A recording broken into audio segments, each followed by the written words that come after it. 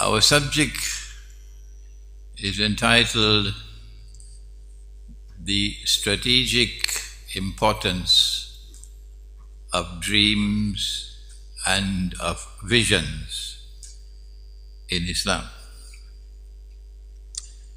And it is appropriate that we should begin with an extremely important statement made by Nabi Muhammad alayhi salatu wasalam, which is recorded in the Sahih of Imam al-Bukhari. He said that Nabuwa or prophethood, by this we don't mean that Mohandas Karamchand Gandhi is a prophet or Martin Luther King is a prophet. No, we're talking about divinely appointed prophets. He said that prophethood or an-nabuwa is comprised of 46 different parts. And after me, he said, when I die, nothing will remain of prophethood or an-nabuwa in the world, nothing except one part. That one part which will remain is al-mubashirat. They ask, O Messenger of Allah, what is al-mubashirat? He said, ru'ya sadiqa and ru'ya salihah. Ru'ya is a dream or a vision, and salihah means good or righteous dreams and visions. They have a status, and the status is that they represent the last remaining part of prophethood after the death of Nabi Muhammad alayhi salatu wasalam. So those who neglect this subject are neglecting the last remaining part of prophethood in the world. The essence of prophethood is that Allah chooses you and Allah delivers to you direct communication. And so the last remaining part of prophethood would obviously be a little bit part of Allah choosing a servant of His, a male or a female, and Allah bestowing upon that servant mubashirat, or good dreams or good visions. What is the difference between a dream and a vision? Let us clear this up before we proceed. A dream is that which you see when you are asleep. So we're not talking about daydreaming. A dream is that which you see when you are asleep. And normally, I don't know about Durban, but normally when people sleep, they close their eyes. You do that in Durban as well? Yeah. Close their eyes. So these eyes can't see. That's a dream. A vision is that which you see with the internal eye, and it can be seen either while you are asleep or while you are awake. A direct communication from Allah. Vision. Visions don't come from shaitan, and you cannot yourself manufacture a vision. But dreams can come from him, shaitan. Oh yes. And they're known as nightmares. And the dream can come from your own heart, but not visions.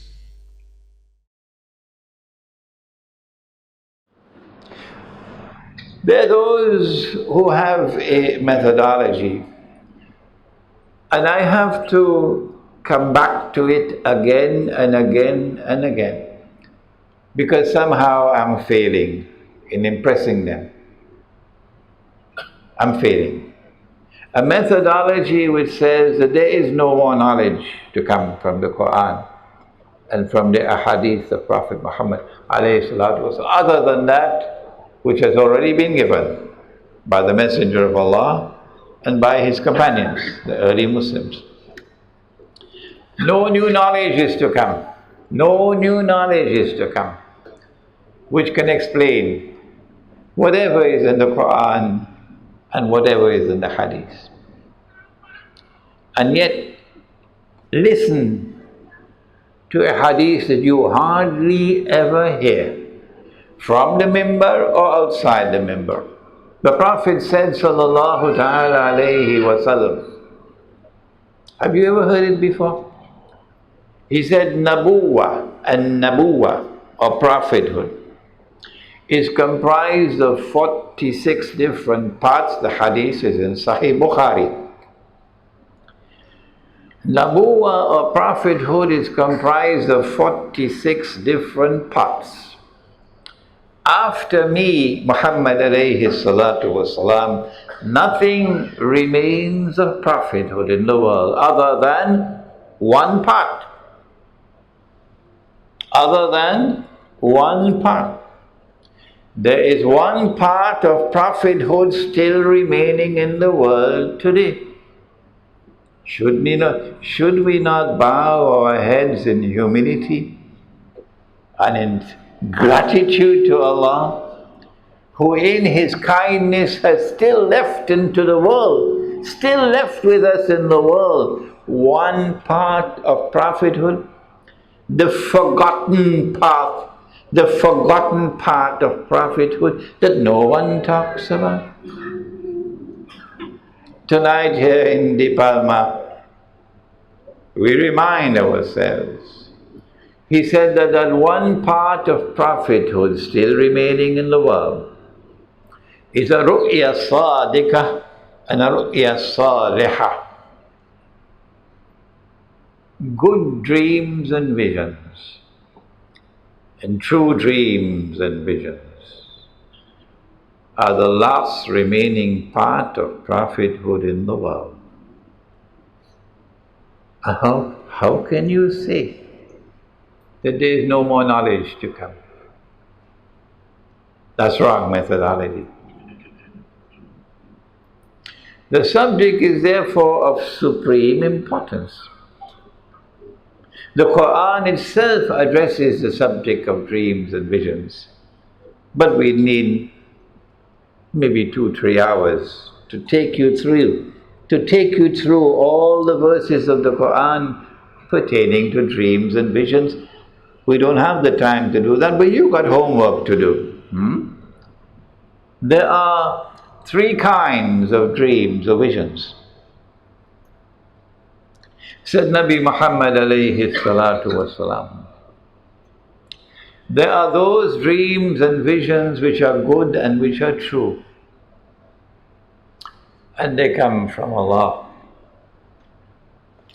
And if you have such a dream or vision, then you must perform 2 raka'at salat nafil, salatul nafilah, in gratitude to Allah, and then give something in charity to thank Allah. And then there are dreams which come from shaitan, and these are evil dreams, these are nightmares, these are tricksters, these are dreams of deception. And when you have such a dream, said the Prophet ﷺ, a dream from shaitan, which of course you will have to recognize yourself. You don't have time to wake up, go to the computer, send an email to Sheikh Imran. Could you kindly tell me whether it is of shaitan? You will have to recognize it yourself. When you wake up from your sleep, you must turn your head to your left shoulder. Nobody ever told this to me. Nobody ever lectured on this subject to me. I graduated from the Alimi Institute of Islamic Studies without knowing this subject because it wasn't taught. Turn your head to the left shoulder and spit 3 times without saliva necessarily leaving your mouth. And then do not tell that dream to anyone, not even to your grandmother. And if you do that, and if you want to go back to sleep, then if you were sleeping on your right side, turn to your left side, change. If you do that, if you turn your head to the left shoulder and spit 3 times, which is psychologically dispelling, if you restrain yourself from narrating the dream to anyone, then the dream will fade away and will not harm you. And then there is a third kind of dreams. And this is the one which has engaged the attention of Western psychologists like Sigmund Freud and Carl Jung and Alfred Adler and other psychologists, psychoanalysts. And that is the dream that comes from your own heart, in which your heart speaks to you. Dreams from your own nafs.